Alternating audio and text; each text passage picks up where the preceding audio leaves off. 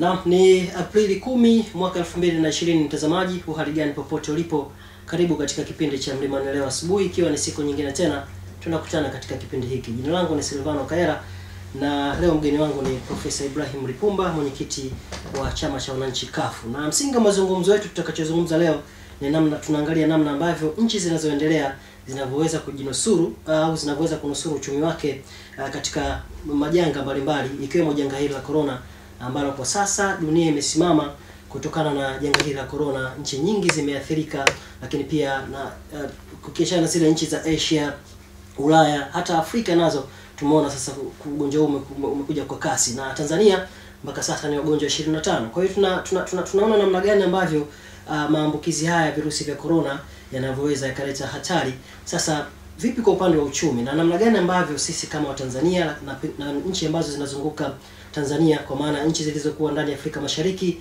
na hata zilizokuwa nje ya Afrika Mashariki, zinaweza zikajinusuru. Na hapa tunaangalia nchi zinazoendelea, na imekuwa ni changamoto kubwa sana. Wanasiasa mbalimbali wamekuwa wakisimama wakitoa ujumbe mbalimbali kuhusu corona, lakini pia viongozi wa serikali, viongozi wa dini, wote wamekuwa wakishirikiana kwa pamoja. Na Profesa Ibrahim Lipumba bila shaka sio jina geni sana, ni jina maarufu katika medani za siasa, hasa kwa chama cha CUF.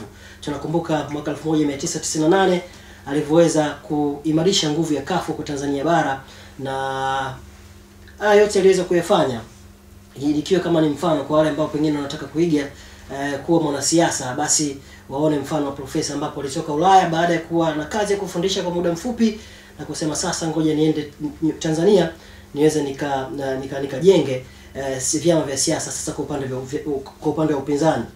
Na tunakumbuka umaarufu wa matawi ya kama Kosovo, Kandahari, kuna kundi lingine la tawi la mashujaa wa Ng'ombe Chai, bila shaka unalikumbuka. Unapata picha gani profesa unapokumbuka matawi haya ambayo wewe ulikuwa kinara katika kuisimamisha CUF?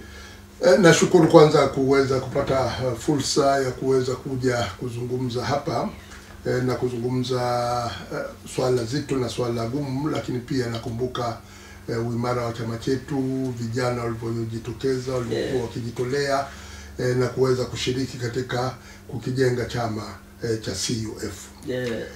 Lakini nakushukuru pia kwa hoja ambayo tayari umeisha nifahamisha kwamba ndio tuweze kuizungumzia, na kama ulivyoeleza maradhi haya ya corona, virusi vya corona vimeathiri nchi nyingi. Hivi sasa nchi za Kiafrika kidogo bado tuna nafuu, lakini wimbi linalokuja huenda likawa ni wimbi ambalo litatuathiri sisi katika nchi zetu za Kiafrika. Kama ulivyoeleza kwa taarifa ya waziri, mpaka hivi sasa Tanzania watu waliogundulika kuwa wana virusi vya corona ni 25, na mmoja tayari amefariki, ameenda mbele ya haki. Lakini nchi za jirani kama vile Kenya, wenzetu wana wagonjwa waliothibitika ama watu waliothibitika kwamba wana virusi ni 184 na 7 wamefariki. Rwanda wagonjwa watu waliothibitika kwamba wana virusi katika nchi ya Rwanda ni kama 110, lakini hamna mtu ambaye amepoteza maisha. Ukienda Uganda watu waliothibitika ni kama 53, na Mozambiki, nchi iliyoko kusini mwetu, watu waliothibitika ni 17. Lakini Afrika ya Kusini ambayo ndio nchi yenye uchumi mkubwa katika maeneo yetu, watu waliothibitika wana virusi vya corona ni 1845 na 18 wameshapoteza maisha.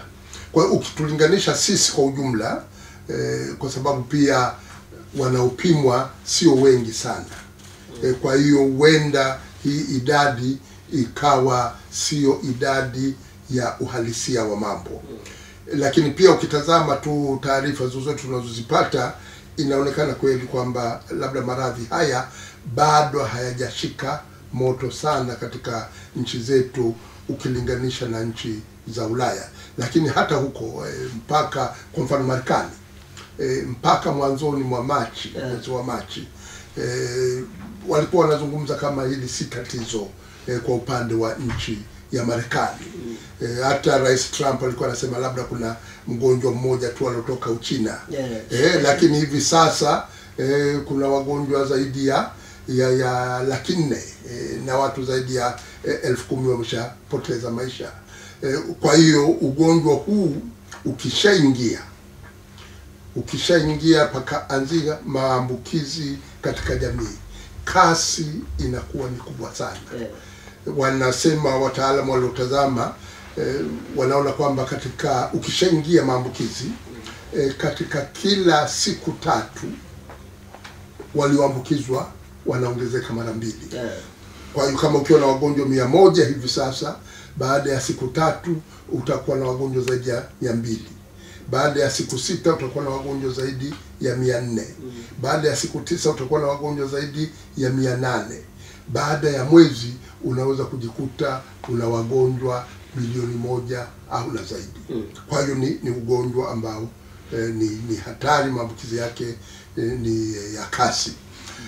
Na namna ya kuzuia wanavyoeleza wataalam ni mambo ambayo sisi kwa nchi zetu za Kiafrika ni vigumu sana. Ukisema kwamba uweze kuwafungia watu wabakie nyumbani, inakuwa ni vigumu sana, kwa sababu hali halisi ya maisha ya watu wengi kwamba chakula cha leo unakitafuta leo hii. Usipohangaika leo hii huwezi ukapata chakula. Kwa hiyo watu wanaenda wanafanya shughuli zao katika sekta isiyo kwa rasmi. Nchi za Kiafrika karibuni 96% ya nguvu kazi watu wanajitafutia shughuli za kila siku katika sekta isiyo kwa rasmi. Kwa hiyo kufunga, kusema watu wakae majumbani, unaweza ukawaua kwa njaa. Sasa njia ambayo ni muhimu kwa upande wetu kwa hivi sasa ni kuweza kupima wale ambao wanaonekana kwamba wameshapata hivyo virusi, waweze kuwekwa sehemu mbali na wananchi wengine, na mpaka wawe wamepona, na wale ambao wameisha shirikiana, wamekutana na watu hawa ambao wenye virusi, na wao kuwaweka pembeni. Kwa hiyo inabidi kujipanga hivi sasa, kwa sababu bado ugonjwa wenyewe haujashika moto, kwamba kuzuia usishike moto katika nchi zetu. Profesa, hapo namna tatizo lilivyo kwa sasa hapa Tanzania na tahadhari tunazoendelea kuchukua, unadhani zinaridhisha? Kwa kweli bado sisi kama jamii hatujawa na ule mwamko kwamba wa uhatari wa maradhi haya. Watu bado tunaendelea katika shughuli zetu. Unaweza kujikuta nimepita tu hapa kwenye kituo, basi mtu anakuja tu pale, bana vipi hali yako, anataka kukupa mkono na hivi na nini, ama tunafanya utani sana katika mambo haya.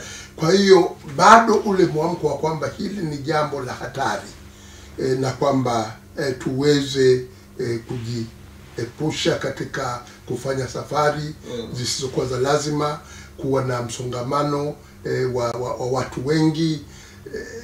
Unakuta katika jamii na hata pia katika masuala ya ibada. Leo ni Ijumaa Kuu, watu wataenda makanisani, lakini katika hali ya kuabudu tunaweza tukajikuta tuko karibu na watu hawaamini kabisa kwamba hili linaweza kuja kuwa ni janga kwetu. Hata sisi leo Ijumaa watu wataenda kusali misikitini, tunakuwa tuko karibu, lakini ikiwa kama watu wameshaambukizwa, kama kuna watu wameambukizwa, mikusanyiko kama hiyo pia inaweza ikaongeza maambukizi. Lakini kwa ule mko wa kwamba hili ni tatizo,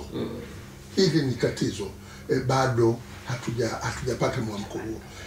Lakini nchi kama vile Irani, ambapo viongozi wa juu kabisa, wengine wameshaathirika, wengine wamepoteza maisha. Unasikia kama vile waziri mkuu wa Uingereza Boris Johnson, ambaye alikuwa anazungumza tu, mimi nikwenda kuwatazama wagonjwa, nimepeana nao mikono, sina wasiwasi. Lakini hivi sasa ameingia katika ICU katika wagonjwa ambao wameambukizwa. Kwa hiyo na sisi tuendelee kumuomba Mwenyezi Mungu atuepushe na maradhi haya, lakini tuweze kufanya tahadhari. Na wakati huu ambapo bado maradhi haya hayajaingia kwa kasi kubwa, ndio wakati wa kuweza kuzuia, kwa sababu na uzuri kwamba maambukizi kwa kweli mengi yako hapa Dar es Salaam na Zanzibar.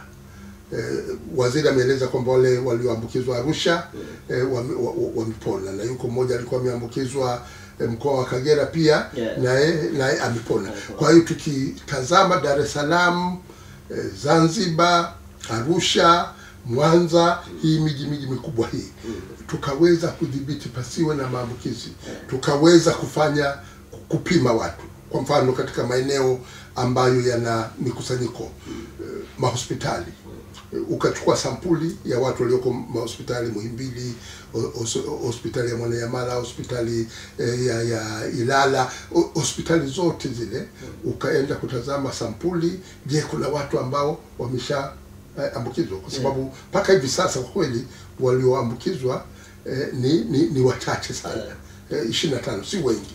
Lakini hata nchi zingine zilianza na watu wawili, watu watatu, lakini baadaye ukishaanza maambukizi ndani ya jamii, na waziri jana kaeleza kwamba ana wasiwasi kuna maambukizi sasa ndani ya jamii, kwa sababu kuna watu ambao wamekutwa na virusi hivi lakini hawajasafiri kwenda nje, hawajakutana na mtu wa kwenda nje, kwa hiyo wameambukizwa humu ndani. Kenya wanasema kwamba maambukizi karibuni 30% ya maambukizi ndani ya nchi ya Kenya ni maambukizi ya ndani. Kwa hiyo athari zake zinaweza kuwa kubwa, lakini bado tuna nafasi ya kuweza kuzuia, na wananchi wote kwa ujumla tusilidharau radhi hili. Bado halijatuathiri sisi, lakini tusilidharau kabisa, tuweze kufuata hizi taratibu tunazoelezwa za kukaa mbali, za kuosha mikono, kama una safari sio kwa lazima usiende. Kwa watu wazima waweze kutulia zaidi majumbani, kwa sababu watu wazima wakiathiriwa na ugonjwa ndio wanaathirika zaidi. Vijana kidogo wanaweza kuwa na kinga nzuri ya mwili, lakini watu wazima wanakuwa hawana kinga ile ya mwili. Lakini na vijana pia wakiambukizwa wanaweza kwenda kuambukiza wazee wao, wanaweza kwenda kuambukiza babu zao. Unaungana na wanasiasa wengine ambao tayari wameshatoa matamko kuhusiana na maradhi ya corona. Na Jumapili ulikutana na waandishi wa habari. Ndio. Toa maelezo yako, na moja kati ya jambo ambalo kidogo hata mwenyewe nimejaribu kuliangalia nikasema nikuulize, ni kuonyesha kutoridhishwa na hotuba ya bajeti ya waziri mkuu aliyotoa bungeni. Kitu gani ambacho mwadhani kilikuwa hakiko sawa hasa katika mapambano dhidi ya corona? Maelezo ya waziri mkuu yalikuwa mazuri alipoanza kueleza njia za kuweza kujikinga na maradhi haya. Alieleza vizuri. Lakini inapokuja katika ile hotuba yake nyingine yote, ilikuwa ni kana kwamba huu ugonjwa bado haujawekwa maanani katika shughuli zote za kibajeti. Na kwa kweli katika maelezo yake ukitazama, jambo la kibajeti ambalo alilozungumzia ni kwamba mbio za mwenge zimesitishwa, na fedha iliyokuwa itumike katika mbio za mwenge itapelekwa kwenye kushughulikia swala zima la kupambana na maradhi haya ya corona. Hiyo tu ndio hatua ya kibajeti ambayo imezungumzwa. Mimi nilitegemea kwamba kwa hivi sasa Benki ya Dunia imetoa taarifa kuhusu athari za maradhi haya katika nchi za Kiafrika.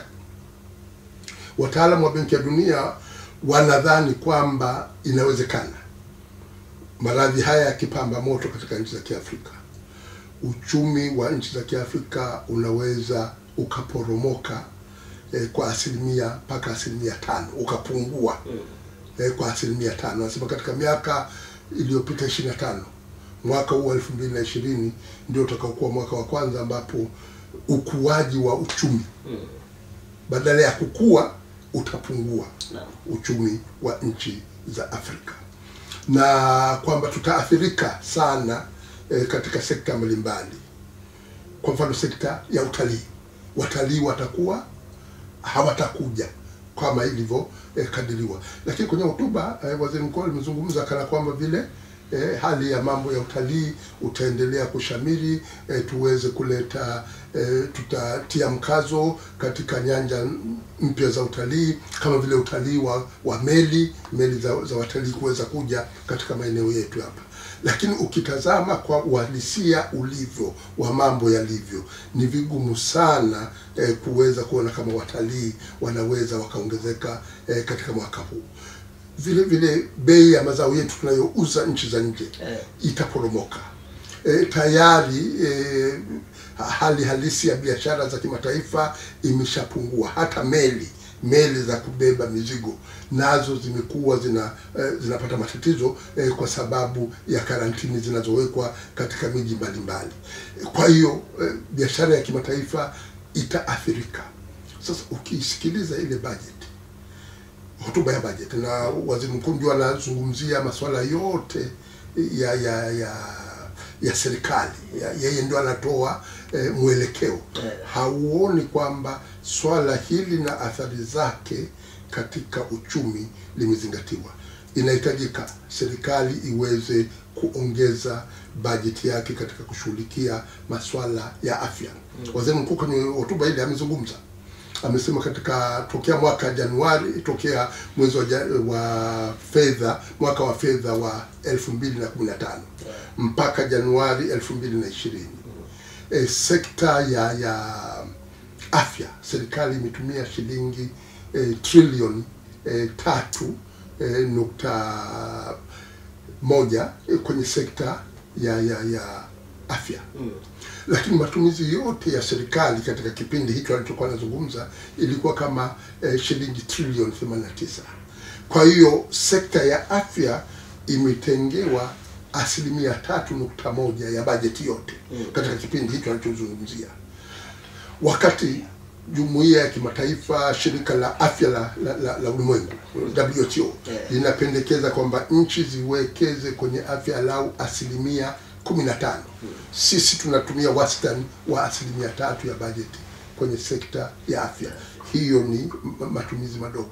Kwa hiyo nilitegemea kwamba kwa kuzingatia tatizo hili, kwamba serikali ingesema kwamba katika bajeti ya mwaka huu wa 2019-20 tumebadilisha matumizi.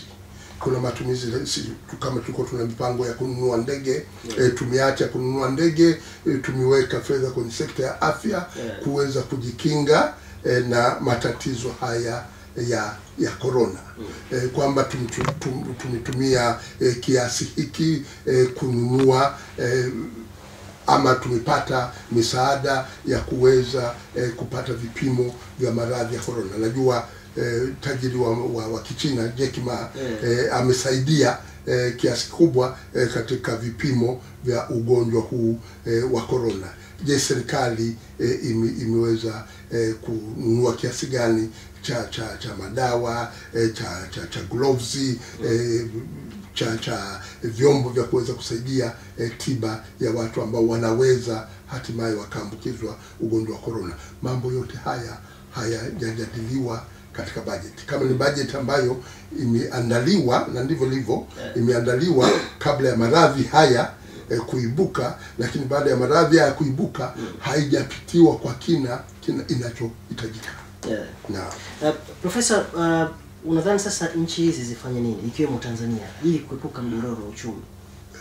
Jambo la kwanza, tatizo la corona ni tatizo ambalo ni tofauti na midororo yote ya uchumi iliyopata kutokea. Kwa sababu kwanza ni nguvu kazi ambayo ndio inayoathirika. Sasa ukichukua zile hatua kama walizochukua nchi za nje ya kuzuia watu wabakie majumbani, maana yake ni kwamba unapunguza uzalishaji.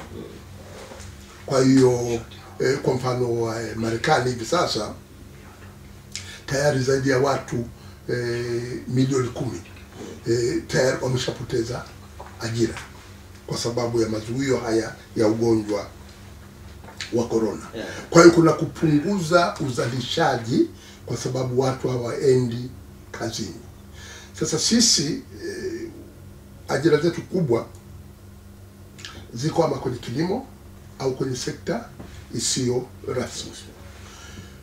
sekta iliyo rasmi kwa mfano mahoteli ya watalii na hivi, shughuli itapungua sana.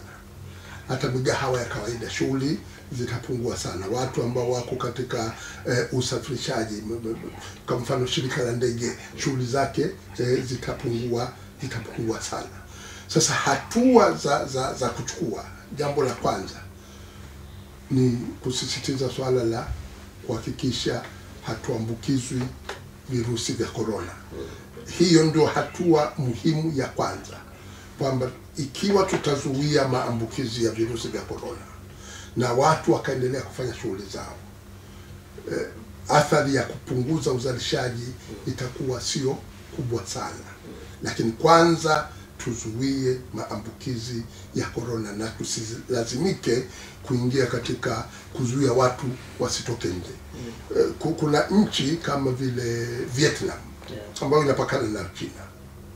Wao kule wamezuia zaidi kwamba kupima na mtu akiwa aonekana ana virusi hivyo kuweza kuwekwa karantini, na wale aliokutana nao kuweza kuwaweka karantini, na kutoa taarifa hizi za watu kujilinda wasiambukizwe kwa kutumia teknolojia ya sasa ya mitandao ya kijamii. Na Vietnam wamefanikiwa bila kukataza watu wasiende kufanya kazi. Wamefanikiwa mpaka hivi sasa hawana maambukizi mengi, pamoja na kwamba wao wanapakana na nchi ya China. Kwa hiyo na sisi tutumie zile taratibu za kuzuia maambukizi, kwamba mtu akiambukizwa amepimwa, anawekwa kando, na wale ambao ameshakutana nao katika siku 14 15 zilizopita wote wanapimwa, wanawekwa, wanajikarantini wasiweze kuambukiza watu wengine. Hili ni muhimu sana kuzuia kuporomoka kwa uchumi. Ikiwa maambukizi yatabakia kidogo, yakibakia kidogo, basi tunaweza tukaepuka ile kuporomoka katika swala zima la uzalishaji. Lakini vile vile serikali iweze kujipanga ikiwa patatokea maambukizi. Pakitokea maambukizi, wale walioambukizwa inabidi wakae pembeni, waweze kuwekwa mahala ambapo hawakutani na watu wengine. Sasa hao lazima uandae, kwa mfano katika wilaya hii ya Kinondoni ni maeneo gani ambayo yameandaliwa hivi sasa wakati maambukizi bado ni madogo, kwamba ikitokea maambukizi yamekuwa makubwa, labda katika hizi shule au vyuo ambavyo tumevifunga hivi, watu wanaweza wakapelekwa kuhifadhiwa katika eneo hilo, na wale wengine ambao inabidi hawajulikani kama wana maambukizi wakae siku 14 bila kutoka nje. Sasa hawa unaowaweka siku 14 wasitoke katika maeneo yao. Na watu hawa ni watu ambao wanategemea kila siku kwenda kutafuta chakula. Kwa hiyo hawa utawahudumia namna gani? Kwa hiyo hii mipango yetu kama vile ya mfuko wa TASAF kuweza kuiweka, kuweza kusaidia ikiwa hili litatokea, ili tuweze kuwasaidia hawa ambao watabidi wabakie majumbani, lakini hawana namna ya kuweza kupata chakula, waweze kumudu alau chakula chao cha kila siku wakiwa majumbani. Tukiweza kuzuia, uzuri wetu hivi sasa bado inavyoonyesha maambukizi hayajapamba moto katika maeneo yetu. Kwa hiyo ni muhimu sana hii hali tuweze kuendelea nayo, na tunaweza kuendelea nayo ikiwa tutafanya kazi ya kupima wale walioathirika, kuweza kuwazuia wasiwaambukize wengine, lakini pia kuweza kuwa na utaratibu wa namna gani wale ambao unawazuia wasitoke katika maeneo yao wanawezaje kuendelea na maisha alau kupata vile vitu vya msingi kabisa. Umegusia kuhusu watu kutotoka ndani. Tumeona Rwanda ameifanya hiyo na wanagawa chakula kwa wananchi wake, lakini Kenya pia amekuwa akihamasisha hiyo. Unaitazamaje kwa upande wa kiuchumi zaidi? Watu wasipotoka ndani, maana yake ni kwamba hawezi kufanya kazi, na kuna sekta sio kwa rasmi, ni sekta kubwa. Hata Kenya wanajaribu, lakini ukienda pale Mathare Valley watu walioathirika wanakuwa ni wengi. Hali ya maisha inakuwa ni ngumu sana. Kwa hiyo Mimi nadhani tunaweza tukafanya kupima katika maeneo, ukachukua sampuli ukapima, je, pana maambukizi yameanza kwa kiasi gani katika maambukizi ya kijamii. Ukiona pana cluster hii, pana sehemu hii maambukizi yameanza, unaweza ukaifanya ukazuia kwenye hiyo sehemu ambapo maambukizi yameanza. Lakini pia ukachukua hatua za kuhakikisha kwamba wale ambao wana virusi wanawekwa kando mpaka wameshapona, na wale ambao wameshajamiana nao pia wanakuwa ndio hawawezi kutoka nje. Hapa Dar es Salaam hivi sasa ukisema kwamba watu wote wasitoke nje, patakuwa na kazi kubwa ya namna ya kuweza kuwahudumia. Kwa hiyo lakini ukienda, kwa sababu mpaka hivi sasa maambukizi ya kijamii, ikiwa hizi takwimu tulizonazo ni sahihi, maambukizi ya kijamii bado ni madogo. Kwa hiyo muhimu ni kujua ni maeneo gani maambukizi hayo ya kijamii yapo, kufanya taratibu za kupima, kufanya taratibu za kuwahudumia hao ambao wachache ambao tayari kwenye cluster hiyo pana maambukizi, na kuwazuia wasiende kwingine, lakini pia kuwaasa wananchi waweze kufuata hizo taratibu, kwamba kama pana safari isiyokuwa ya lazima usiende. Na tatizo kubwa mpaka hivi sasa, kama maambukizi yatakuwepo, inaelekea kwamba ni hapa Dar es Salaam, Zanzibar ndio mahala ambapo panaweza kuwa vitovu vya mambo hayo. Sasa ikiwa tutakuwa ngangari katika kuzuia maambukizi Dar es Salaam, Zanzibar, Arusha, Mwanza, inawezekana kabisa tukalizuia hili. Na vile vile inabidi pia kuzuia maingiliano na nchi za nje. Kwa mfano yule ambaye Kagera alougua ametokea, alikuwa na safari za kibiashara za Kongo, na Kongo pia inaelekea kuna maambukizi pia makubwa kidogo. Tayari walioonekana wana maambukizi ni 207 kwa upande wa Kongo, na 20 tayari wameshapoteza maisha. Na huko pia upimaji sio kwamba watu wote ambao wameambukizwa wameweza kupimwa. Kwa hiyo maambukizi yanaweza kuwa makubwa zaidi. Kwa hiyo ikiwa tutazuia watu kutoka nje ambao wanaweza kuwa na maambukizi, na sisi humu ndani cluster au eneo ambalo lina maambukizi ukaweza kulidhibiti, inawezekana tukajikinga na balaa hili. Lakini lazima tujipange tokea hivi sasa. Sekta ya madini na sekta ya utalii imekuwa sehemu kubwa na muhimu ya ukuaji wa uchumi wa Tanzania. Ndiyo. Na mpaka sasa hatujafunga mipaka, na hilo linawezekana watu wamekuwa wakitazama kwa upande mwingine kuona kwamba huenda kuna hatari ya maambukizi kuendelea kuwepo. Kitu gani kifanyike ili sekta hizi muhimu ziendelee kufanya kazi na uchumi uendelee kukua huko tukiendelea kudhibiti maambukizi? Kwa utalii wala hata tusipochukua hatua sisi, idadi ya watalii wanaokuja lazima itapungua kwa kiasi kikubwa. Imetokea tu kwa hivi sasa, huu ni mwezi wa Aprili. Mwezi wa Aprili sio mwezi wa ile kipindi kikubwa cha watalii wengi. Kwa kawaida miezi hii huwa ndio miezi yenye mvua kwa wingi, huwa sio idadi kubwa ya watalii wanaokuja. Lakini watalii watapungua kwa sababu kwanza ndege haziji. Hata kama usipofunga mipaka, ndege haziji. Kule zinakotoka zimeshazuiwa, haziji. Kwa hiyo utalii utaathirika. Idadi ya watalii itapungua sana mwaka huu, na mapato ya utalii yatapungua sana kwa sababu watalii wanaokuja watapungua. Kwa kweli kwa sasa ilikuwa ni kuzuia tu. Hivi sasa watu wanaokuja pamoja na kwamba inachukuliwa hatua kwenye viwanja vya ndege kuweza kuwapima kama wana joto na hivi, kwa sababu tatizo moja kubwa la maradhi haya, mtu anaweza akawa hana viashiria vyovyote, kwamba joto halijapanda, hakohoi, haumwi. Ukimpima ile kwa tochi ile wanapima joto la mwili, utaona tu joto lake liko la kawaida, lakini tayari anaweza kuwa virusi anavyo.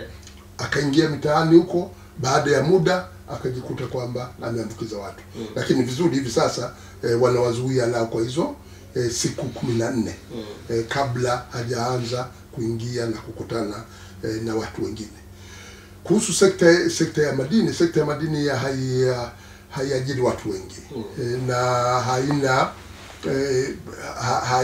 haiongezi sana ajira na haina mikusanyiko mikubwa ya watu. Inawezekana kwa upande wa dhahabu, inawezekana bei ya dhahabu isiathirike sana, kwa sababu wakati pana matatizo ya kiuchumi, matajiri wakubwa huwa wanakimbilia kununua dhahabu kuweza kuweka utajiri wao katika hali ya kuwa na dhahabu. Nimekuwa natazama katika bei ya dhahabu katika soko la dunia, bado iko wakia moja kama $1,600. Lakini madini mengine kwa mfano nchi ambazo zinazalisha mafuta, zinazalisha mafuta, bei ya mafuta imeporomoka vibaya. Mpaka hivi sasa unaweza kukuta pipa la mafuta linauzwa kwa $30, na juzi tulikuwa linauzwa kwa $60. Kwa hiyo nchi kama vile Nigeria, Angola zitaathirika sana. Hata Afrika ya Kusini ina madini mengi inayouza, bei za madini zitapungua kwa kiasi kikubwa. Lakini bei hata kama vile ya mazao kama vile korosho, mazao shaba, mazao kama vile hata kahawa na chai, unaweza kujikuta kwa sababu migahawa imefungwa, na hivi bei ya kahawa, bei ya chai ukaikuta pia nayo imeporomoka. Kwa hiyo namna gani ya kuweza kujikinga kwa nchi zetu za Kiafrika? Hivi sasa inatubidi kwanza tuweze kuzungumza na watu ambao wanaotudai au jumuiya ya kimataifa kwa ujumla kwamba ulipaji wa madeni ya nje uweze kusitishwa alau kwa miaka miwili hii, kusudi tuweze kupata nafuu, kwa sababu fedha za kigeni tunazozipata kutokana na kuuza bidhaa zetu na huduma, fedha hizo zitapungua. Kwa hiyo ikiwa tutazitumia hizi fedha kidogo kulipia madeni, maana yake mambo mengine muhimu hatutaweza kuyapata. Kwa hiyo tunahitaji paweze kuwa na utaratibu wa kimataifa kwamba madeni ambayo nchi hizi tunadaiwa alau yasitishwe kulipwa hivi sasa mpaka hali ya uchumi iweze kuwa imerejea kikawaida. Lakini vile vile sisi wenyewe lazima tutazame sasa matumizi yetu. Matumizi gani ni muhimu? Kuna matumizi ambayo, miradi ambayo labda sio muhimu sana kwa hivi sasa, tuweze kuiweka kando na tujikite zaidi, tutumie changamoto hii ya maradhi haya kuweza kujenga mfumo wa huduma za afya ulio imara zaidi. Kila kijiji kiweze kuwa na zahanati ambayo ina vifaa vya kukidhi, zahanati ambayo ina maji, ina vyoo vya kutosha. Lakini vile vile katika elimu tutumie nafasi hii. Hivi sasa watoto wetu hawaendi shule, lakini siku hizi unaweza watu wakaelimishwa kupitia mitandao. Lakini watoto wengi wa Tanzania hawana tablet ama kompyuta mpakato au chochote kile ambacho unaweza ukampelekea elimu hiyo. Kwa hiyo tuweze kutazama kama nchi tunawezaje kuwawezesha vijana wetu pamoja na vijana walioko vijijini kuweza kuwaelimisha, pamoja na kwamba hivi sasa hawaendi madarasani, kuwekeza katika taratibu mbadala za watu kuweza kuwapa elimu ni muhimu sana katika kipindi hiki. Lakini maana yake ni kwamba lazima mtazamo wetu wa matumizi ya fedha za serikali tuweze kubadili na tuweze kukabiliana na tatizo hili linalotukabili. Tuimarishe mfumo wetu wa huduma za afya, lakini pia tuimarishe taratibu zetu za kinga dhidi ya maambukizi ya virusi vya corona. Kafu mnasimamia wapi katika kipindi hiki? Sisi kama chama, sera yetu ilikuwa ni sera na tunaendelea na sera ya haki sawa na furaha kwa wananchi wote. Na mimi binafsi nilikuwa na ziara kwenda Pemba, kwenda Unguja, kufanya ziara ya mikoa ya Pwani, Lindi, Mtwara, Ruvuma, kwenda Mbeya, Iringa, Rukwa, Katavi. Imenibidi ziara zote hizo niweze kuzisitisha kwa sababu ya tatizo hili la virusi, kwa sababu ukienda kule inabidi uweze kufanya, pamoja kwa mikutano ya hadhara hairuhusiwi, lakini kwa tufanye mikutano ya ndani unakutana na watu wengi. Sasa na sisi tunatoka kwa Dar es Salaam, usije ukawa tayari una virusi vya corona unaenda sasa kuvisambaza kusambaza kwa wananchi wengine. Kwa hiyo tunajitahidi kuweza kuendelea kuwasiliana tu katika kutumia mitandao ya simu na hivi kupeana majukumu na kuhamasishana namna ya kujipanga kuelekea katika uchaguzi mkuu. Lakini shughuli zetu za kisiasa kweli zimeathirika sana na kuwepo kwa tatizo hili la virusi vya corona. Mimi nakushukuru, labda kama utakuwa na kumalizia ili tuweze kuhitimisha sehemu yetu ya mazungumzo. Mimi ni kutoa tu wito kwa Watanzania. Kutoa wito kwa Watanzania, ndugu zangu, tulichukue swala hili la virusi vya corona kwamba ni tatizo kubwa na sisi tunaweza kuathirika. Mwenyezi Mungu mpaka hivi sasa bado ametusaidia kwa kiasi fulani. Hatujaathirika sana, lakini tuweze kuchukua tahadhari. Tahadhari hizi tunazoambiwa za kunawa, za kuepukana na mikusanyiko ya watu wengi, kuhakikisha kwamba kama mtu anakohoa basi afuate taratibu.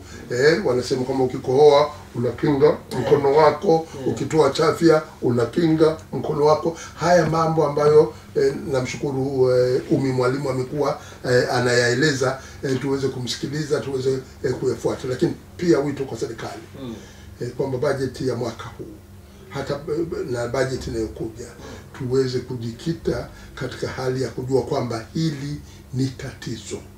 Hili ni tatizo. Ukitazama nchi zingine zote zimeshabadilisha hata bajeti ya mwaka huu kusudi kuelekeza fedha nyingi katika sekta ya afya kuweza kukinga maambukizi ya maradhi haya. Lakini na hili swala hili ni swala la kitaifa, tulichukulie kitaifa na tusiwe na tusilichukulie kisiasa la kuweza kupata labda kete ya kisiasa. Hapana, sisi sote kwa pamoja tuweze kushirikiana kuweza kuzuia maambukizi. Na mwito wa mwisho kabisa kwa viongozi wa dini. Viongozi wa dini wana uwezo mkubwa, wana mvuto mkubwa kwa waumini, waweze kutusaidia kuweza kutoa elimu ya namna ya kuzuia mikusanyiko mikubwa ya watu.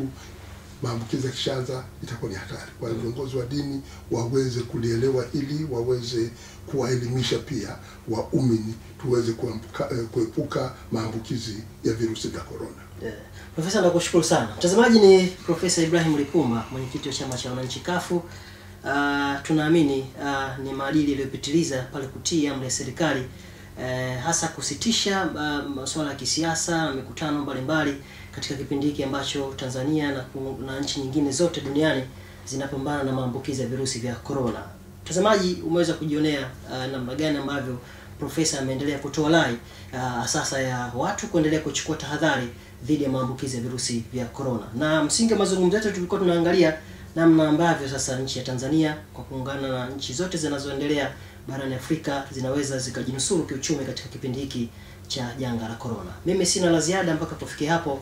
Naitwa Silvano Kaila, kwa niaba ya wenzangu wote ambao wameshirikiana nami nikushukuru, asante na kwaheri.